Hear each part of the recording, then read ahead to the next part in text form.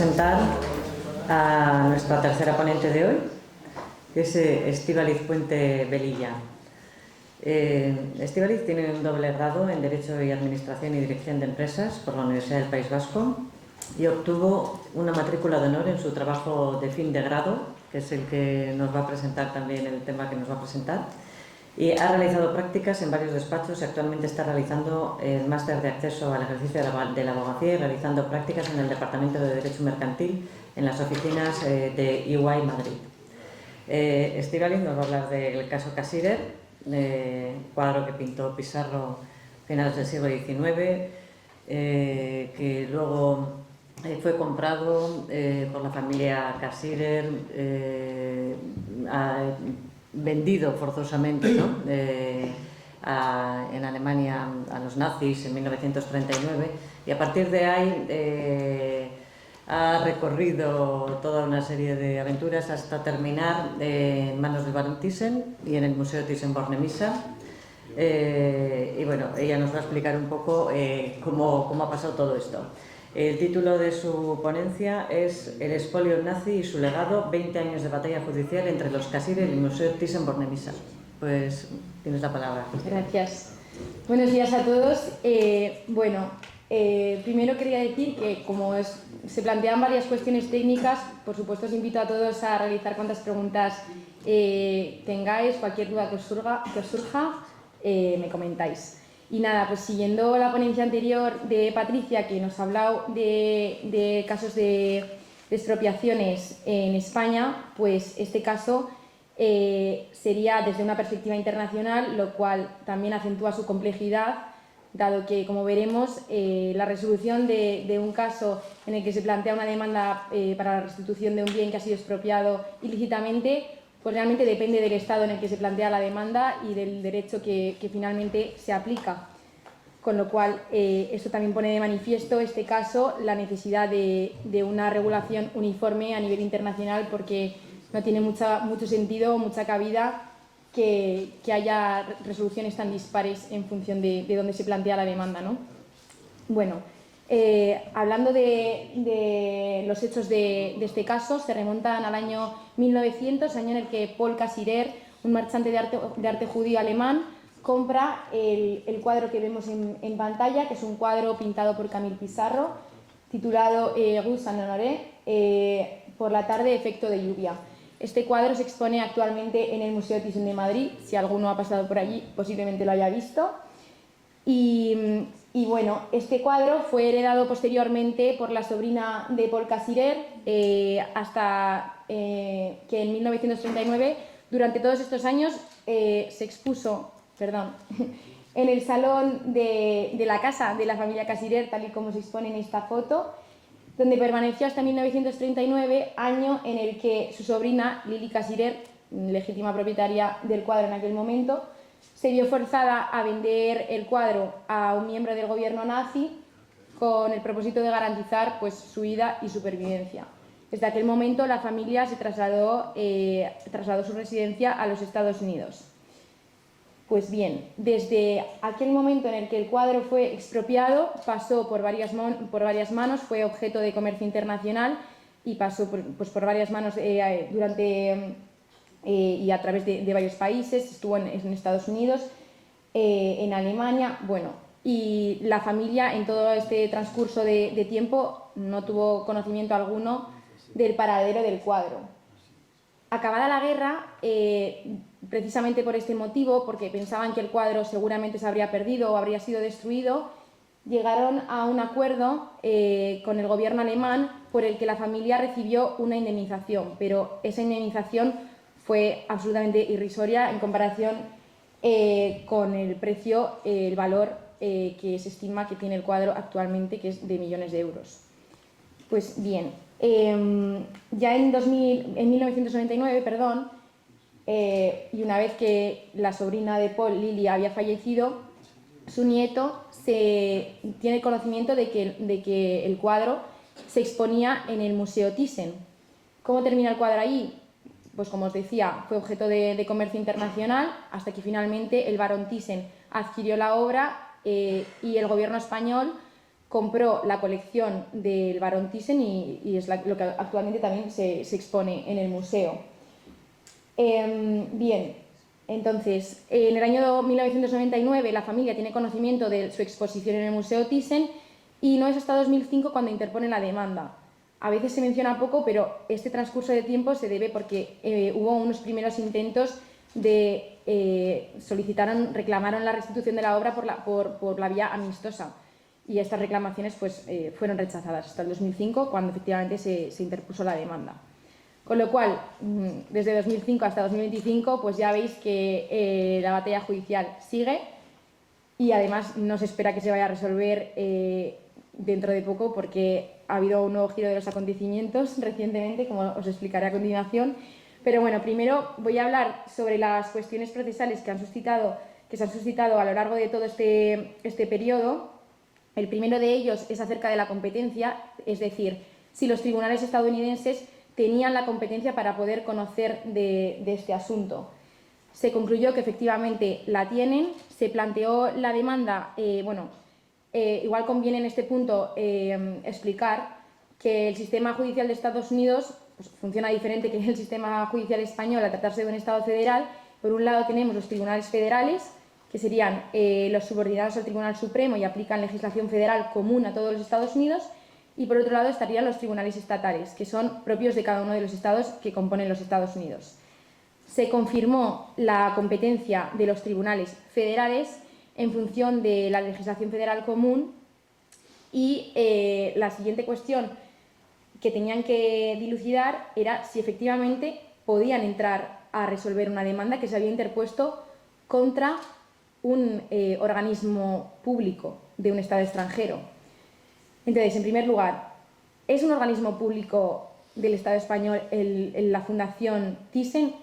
Concluyeron que sí, efectivamente. ¿Por qué?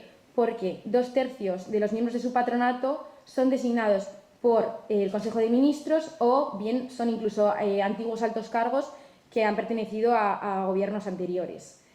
Y también porque la propia fundación fue creada, es obra del gobierno español. Una vez concluido que la fundación es un organismo público extranjero, en principio hay un principio general en derecho que es la inmunidad soberana. Entonces, no podría entrar a juzgarse a juzgar a la fundación ante tribunales extranjeros, salvo que concurra alguna excepción, que es lo que se concluye en este caso. Es una excepción prevista en la legislación federal de los Estados Unidos que requiere del cumplimiento de 2 requisitos. El primero de ellos es que el litigio verse sobre la expropiación cuyo origen ha sido ilícito. Es decir, no se exige en ningún momento que el gobierno español, el Estado español, la fundación haya tenido que ver directamente de primeras en esa expropiación ilícita. No se requiere que el museo expropiara ilícitamente la obra. Basta con que el origen fuese ilícito, que lo es. ¿Por qué? Porque Lili Casirer, en 1939, el motivo por el que se vendió la obra se concluye que fue por motivos de raza y religión, no fue una venta voluntaria ni mucho menos. Con lo cual se acredita el cumplimiento del primer requisito. En segundo lugar, se requiere que la fundación y el museo desempeñen una actividad comercial, en este caso en Estados Unidos, lo cual también queda acreditado debido a las diversas actividades de marketing y promociones publicitarias que tiene el museo a nivel internacional. Con lo cual, esta primera cuestión quedó resuelta, se concluye que efectivamente se puede llevar a la fundación ante los tribunales estadounidenses y en concreto ante la Corte del Distrito Central de California. Otra de las cuestiones que surgió en este proceso fue la posible prescripción de la acción judicial, y es que la parte demandada alegaba que la acción habría prescrito porque, en principio, la acción de restitución de bienes muebles prescribe al cabo de 3 años. Como os comentaba anteriormente, el nieto de Lili Casirer, desde que tuvo conocimiento de la exposición en el museo hasta que interpuso demanda, pues pasaron 5 años, con lo cual se hubiese superado ese plazo de 3 años de prescripción. No obstante, se promulgaron una serie de reformas. Es que además esto tiene cierta complejidad porque al mismo tiempo que se iba resolviendo este litigio, en Estados Unidos se aprobaron diversas reformas legislativas acerca de la prescripción de este tipo de acciones de restitución y, bueno, precisamente también esto es lo que salvó y lo que permitió que el juicio saliera adelante, dado que se aprobaron una serie de leyes que ampliaban este periodo normal de 3 años a los 6 años, precisamente en casos de restitución de obras de arte que habían sido ilícitamente expropiadas. En concreto, me gustaría descartar este Holocaust Expropriated Art Recovery Act del 2017, que surge como consecuencia de la Conferencia de Washington de 1998 y la Declaración de Terezín de 2009.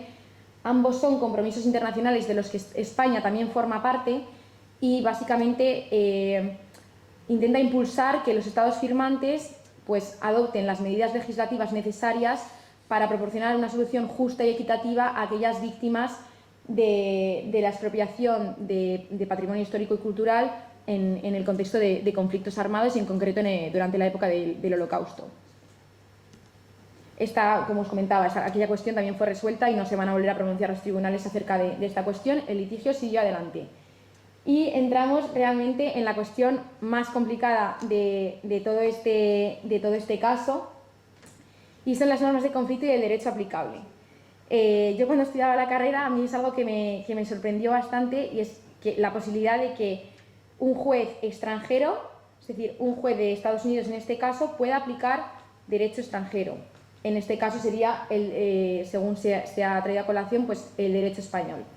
Esto es una posibilidad que prevé el derecho internacional privado, y para ello existen pues, dos conceptos, ¿no? Primero, las normas de conflicto. Las normas de conflicto son las normas que determinan, que remiten a la jurisdicción que finalmente resolverá el fondo del asunto. Entonces, en este escenario se plantearon si se aplicarían las normas de conflicto de cualquier manera de Estados Unidos, pero bueno, por el funcionamiento del sistema judicial de Estados Unidos, si serían las de fuente estatal, es decir, las del Estado de California, o las de fuente las provenientes de la legislación federal común. En principio, concluyeron que las normas de conflicto serían las federales, porque también se había determinado la competencia judicial internacional en función de la legislación federal, y todo daba, ya las instancias inferiores daban a entender que esa aplicación remitiría a la aplicación del derecho español. El Tribunal Supremo concluyó en el año 2022 que eso era una conclusión equivocada, rectificó tal decisión y dijeron que las normas de conflicto debían ser las estatales. ¿Por qué? Simplemente porque, y no me quiero alargar especialmente porque esto fue como muy técnico, todo el análisis que se lleva a cabo, pero bueno, la conclusión es básicamente porque, tratándose de una controversia que versa sobre la titularidad de la propiedad de un bien mueble, es una materia tradicionalmente, genéricamente atribuida a los estados, con lo cual la norma de conflicto que se aplica es la del derecho estatal de California. Bien, una vez concluido esto, se devuelve a las instancias inferiores el caso para que determinen, en base a estas normas de conflicto de California, cuál es el derecho sustantivo aplicable. Es decir, si para determinar si la Fundación Thyssen es propietaria o no del cuadro, se va a aplicar el derecho español o el derecho del Estado de California. Bien, siempre esto es el punto más importante, el punto más esencial de todo este caso, porque parece ser que en función de si se aplica uno u otro derecho, la conclusión va a ser radicalmente distinta. Ya se ha ido viendo a lo largo de todos estos años, si se fuese a aplicar, según la interpretación de los tribunales estadounidenses, si se fuese a aplicar el derecho español, parece ser que la conclusión sería que la Fundación es legítima propietaria del cuadro y no habría obligación de restituir el cuadro. ¿Por qué? Porque nuestro Código Civil tiene un artículo, que es el 1955, que establece que por la posesión ininterrumpida durante más de 6 años de un bien, se adquiere la propiedad. Teniendo en cuenta que el cuadro lleva expuesto y ha sido poseído por parte del museo durante todos estos años, pues queda claro que quedaría acreditada ese periodo de prescripción adquisitiva que exige nuestro Código Civil. Sin embargo, en California, según el derecho del Estado de California sobre la propiedad, establecen que cualquier cualquier bien que haya sido transmitido cuando el origen ha sido ilícito, cuando la adquisición responde a una expropiación que ha sido ilícita, nunca se llega a transmitir la propiedad. Es decir, no es que el museo, según el derecho de California, no es que el museo no sea propietario, sino que tampoco lo fue el anterior, ni desde el primer momento en el que la obra fue expropiada ilícitamente, es decir, toda la cadena de transmisiones sería nula. Con lo cual veis que efectivamente, ¿no? Derecho de California defiende claramente que nunca se ha transmitido la propiedad, y Derecho español parece ser que defendería que claramente no habría problemas, no hay impedimentos para reconocer la legítima propiedad por parte del museo. Bien, entonces, siempre los tribunales de instancias inferiores han llegado a esta conclusión, a que se aplica el derecho español. ¿Por qué? Porque aplican un criterio que es el del análisis del interés gubernamental. Este análisis se refiere a que debe optarse por la ley del Estado cuyos intereses se verían perjudicados en caso de no aplicar la ley, su propia ley. Es decir, consideran que el interés en aplicar el derecho de California únicamente se debe a que la familia trasladó allí su residencia y que realmente no responde a ningún otro interés. Sin embargo, si no se aplicara la ley española, se estaría como una especie se estaría como atentando contra el régimen de propiedad establecido para todas las transmisiones que se producen en el ámbito del territorio español. El Tribunal Supremo ha concluido que esto es una conclusión errónea y que realmente no es el derecho español el que se vería perjudicado, dado que realmente la no aplicación del derecho de California no solamente perjudica a la familia Cassirer, sino a todas aquellas víctimas de expropiaciones ilícitas residentes en los Estados Unidos. Pero bueno, por el momento el Tribunal Supremo en este aspecto se ha limitado a dar su opinión, aunque es una opinión a la que los tribunales inferiores deberían quedar subordinados. ¿Qué ha pasado? Pues el nuevo giro de los acontecimientos fue que, pese a la conclusión de los tribunales inferiores, ya viendo un poco la línea de la resolución, la Asamblea de California promulga, ha aprobado un nuevo proyecto de ley, que es esta número 2867, que específicamente dice que en los casos sobre expropiaciones ilícitas de bienes que fueron expropiados durante la Segunda Guerra Mundial y por el gobierno nazi, debe prevalecer necesariamente la aplicación del derecho de California. Básicamente, y esto es así porque el día en el que se aprobó la ley estaba la familia Cassirer presente junto con otras víctimas, vienen a decir que se promulga esta ley para intentar ayudar a la familia Cassirer en este caso. O sea, surge en relación a todas las posibles víctimas, pero en concreto para evitar que efectivamente el cuadro no fuese restituido. Ante este nuevo proyecto de ley, los Cassirer han vuelto a acudir al Tribunal Supremo, y el Tribunal Supremo anuló la sentencia del año pasado que daba la razón a la fundación del Museo Thyssen. El Tribunal Supremo viene a decir que, por favor, las instancias inferiores y tribunales del distrito y Corte de Apelaciones vuelvan a revisar el caso a la luz de este nuevo proyecto de ley y determinen si efectivamente el derecho sustantivo español es el que debe aplicar en el caso, cosa que parece ser que en base a la nueva ley pues no debería tener cabida, ¿no?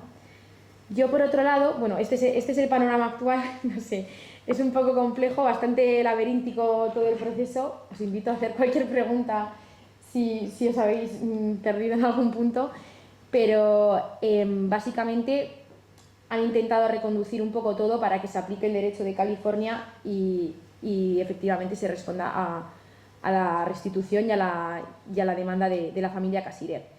Yo, en su momento, cuando realicé mi trabajo de fin de grado, me planteé una pregunta, y es que hay otra serie de preceptos en nuestro Código Civil que no se han puesto encima de la mesa a lo largo de este proceso y posiblemente también podrían llegar a conducir a la restitución, a la obligación de restituir el cuadro por parte del museo.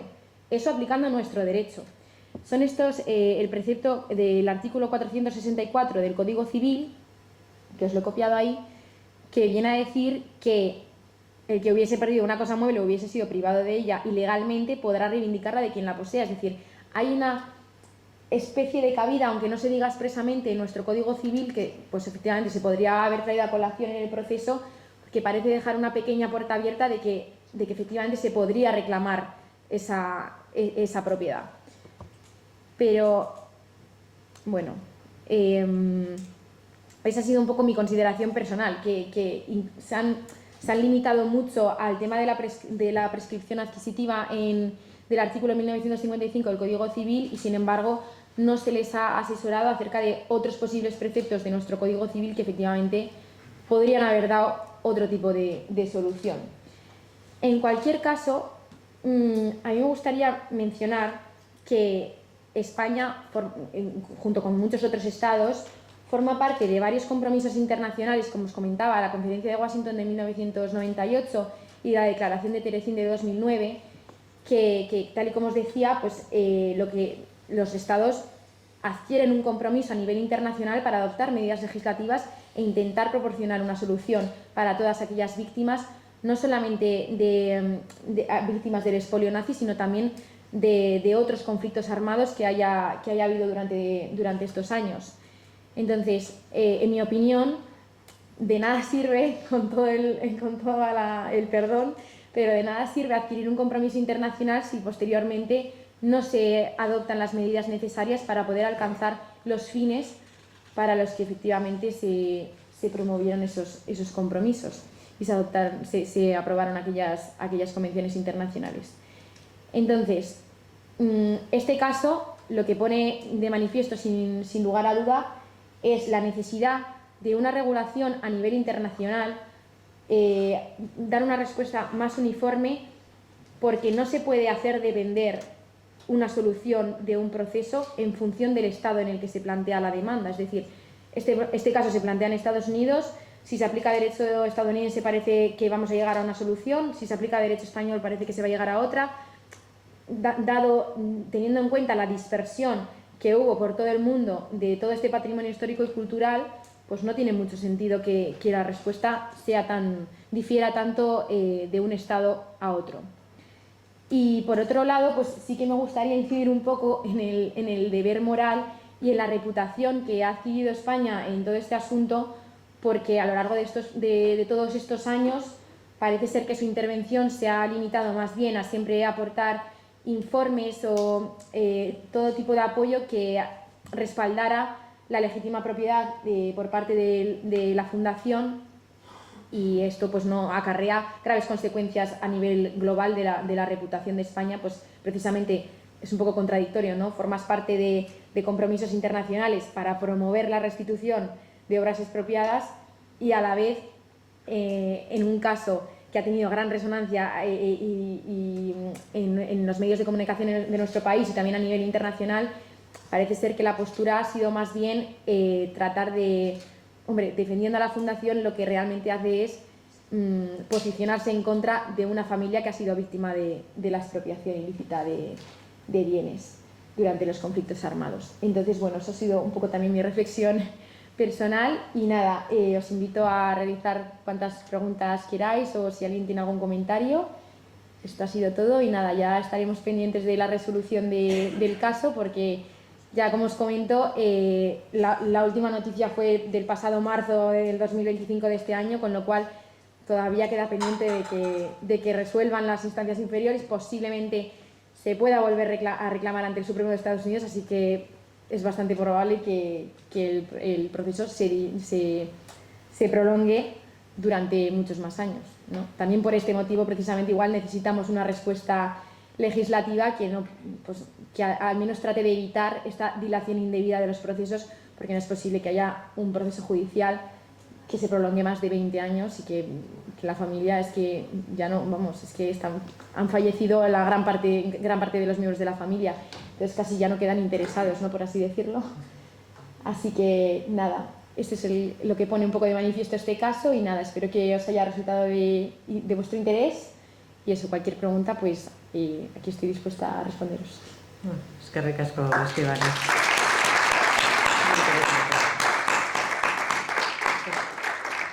tenemos ya la primera pregunta. Javi.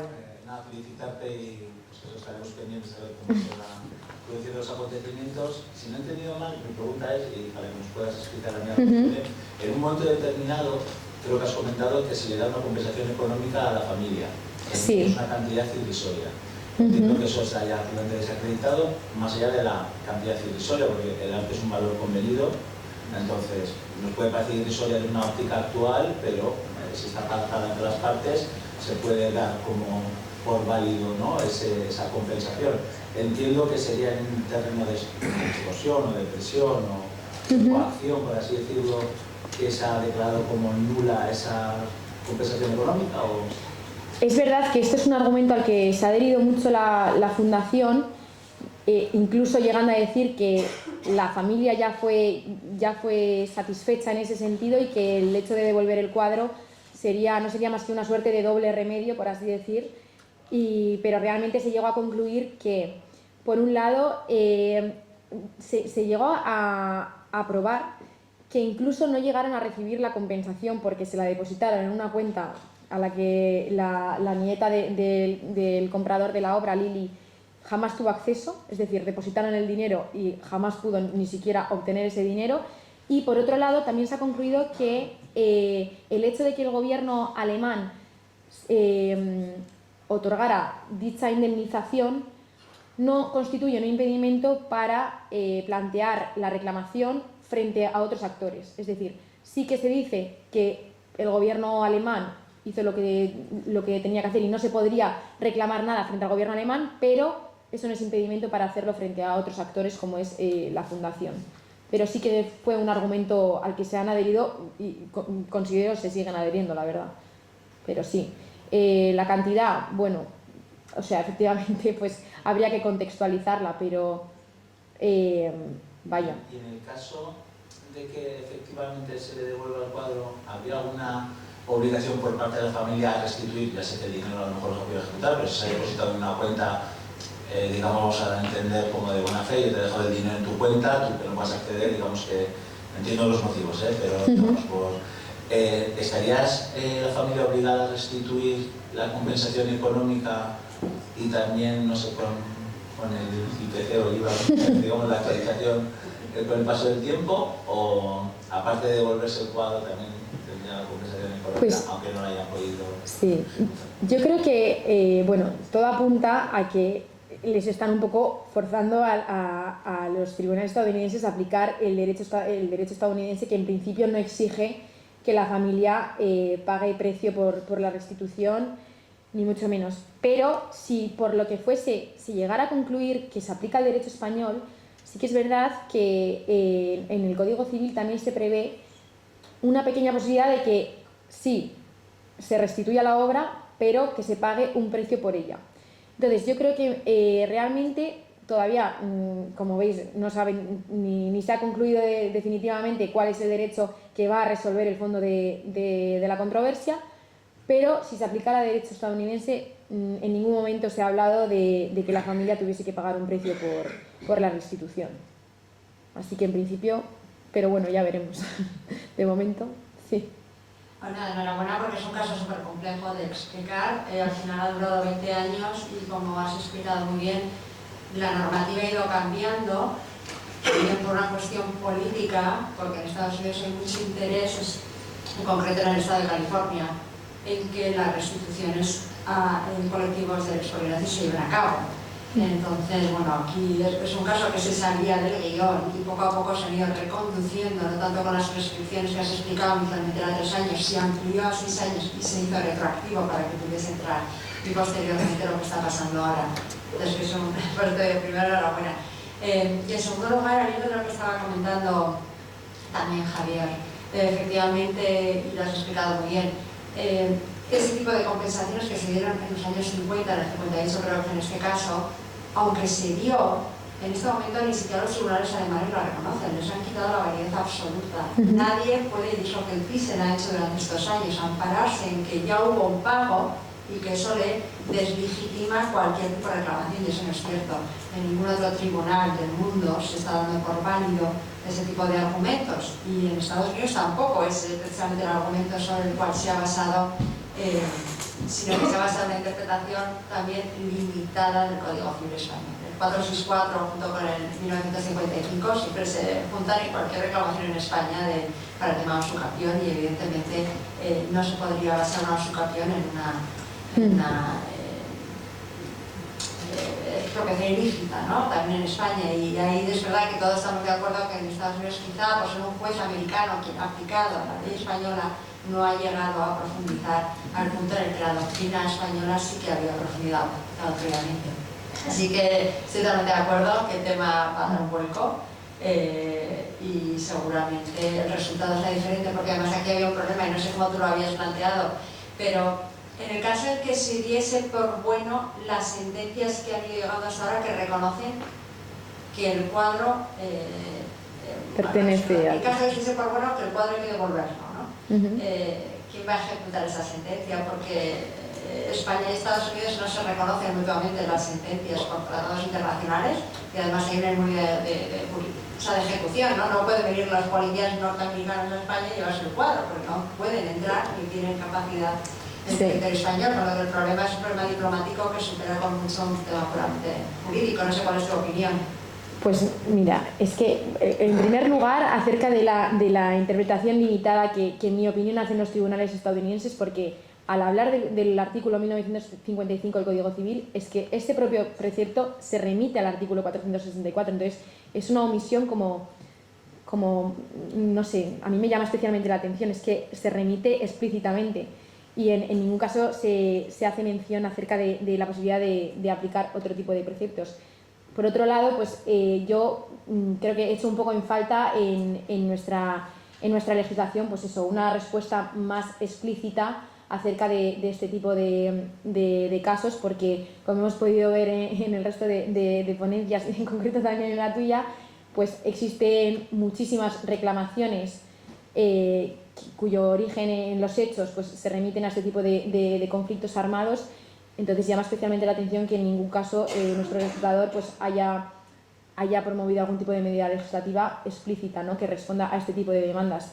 Y por otro lado, claro, el caso es muy complejo, como habéis podido ver, pero es que hasta ahora de lo que se ha hablado es de la posibilidad de traer a un organismo dependiente del Estado español ante los tribunales de Estados Unidos, que es la inmunidad soberana, pero que, como comenta Patricia, no se habla de la inmunidad de ejecución. Es decir, una vez se dictamina una sentencia, estamos todos conformes con la sentencia, España aquí, o sea, pueden decir, bien, se ejecuta la sentencia porque es una sentencia que se ha dictado en el extranjero, tiene que pasar una serie de normas para poder ser ejecutada en España. Entonces, este caso, pues como vemos, o sea, se puede prolongar lo que quieran y más. Entonces, eso a mí pues me genera un poco una opinión personal, que es, joder, ¿hasta qué punto se tienen que aferrar, no sé, se tienen que aferrar a la propiedad del bien? No sé, pero también es como muy simbólico, ¿no? Yo creo que ya llega un punto que es tan compleja la cuestión procesal que a mí pues me genera la opinión de ¿no quedaría mejor todo esto? Un poco ya quitando ya como tanto tecnicismo, ¿no? Legal, pero ¿no quedaría mejor España, la Fundación, simplemente como acto simbólico, llegar a un acuerdo con la familia, responder a todos esos compromisos internacionales que ha adquirido y en un gesto como de paz, ¿no? Porque parece que persistir en la lucha cada vez parece como un desgaste mayor, que no sabemos dónde va a llegar, y yo creo que sí que afecta a la reputación tanto del museo como del propio Estado. Otra cosa es que igual no se conozca tanto el caso como se debería incluso, ¿no? Pero bueno, sí, es lo que a mí me hace pensar. Bienes transmitidos de esa manera, obligados en la Alemania nazi, hubo miles. No hay precedentes, no sé si en obras de arte o en otro tipo de bienes en los que se haya dado alguna otra resolución. Hay un caso que no lo recuerdo muy bien, que en su día cuando realicé también el trabajo de fin de grado lo estudié, que es el caso, hay una película que trata el tema, que es La Dama de Oro, también era un cuadro de Klimt, si no me equivoco, y finalmente llegaron a un acuerdo, si no recuerdo mal fue mediante arbitraje, o sea, finalmente, pues como comentamos, son procesos muy complejos, porque hay un montón de vicisitudes jurídicas pues, que no dejan de ser obstáculos para quienes reclaman y llega un punto que incluso carece el sentido, ¿no? Entonces, en este caso, en el caso de que ya os comento que se puede ver en esta película, La Dama de Oro, llegaron a un acuerdo extrajudicial y finalmente restituyeron la obra. Por eso igual podrían tomar un poco de inspiración, ¿no? en este caso, que además esto se resolvió hace muchísimos años. Sin embargo, pues como vemos en el caso Cassirer, aquí sigue. Vamos ya a la última pregunta. Más que una pregunta, un comentario por el nombre de la fundación, Thyssen. Como ThyssenKrupp, un colaborador del sistema nazi, no sé si ha tenido algo que ver en todo, digamos, en todo lo que es el proceso, ese contexto, que esa obra al final acabó en propiedad de una fundación que tenía un nombre que era el nombre de una empresa, ThyssenKrupp. Hasta donde yo sé, que no hay... que empleaba sí. presos para trabajar y todo eso. Pues hasta donde yo sé, en ningún caso en ninguna sentencia se menciona ningún tipo de vinculación con la empresa. Simplemente el nombre Thyssen es proveniente de la familia Thyssen. Tenían una colección de arte. Debido al matrimonio con Carmen Thyssen, pues se decidió traer la colección a España y hasta ahí es lo que se menciona acerca de lo que es el nombre Thyssen, pero desconozco si tiene alguna vinculación. Desde luego que las sentencias no en ningún caso se pronuncian acerca del grupo ThyssenKrupp. Sí. Pues esto, bueno, ya la última, porque si no nos vamos a pasar de... Una pregunta sí. muy concreta, ¿sí? Sí, Bueno,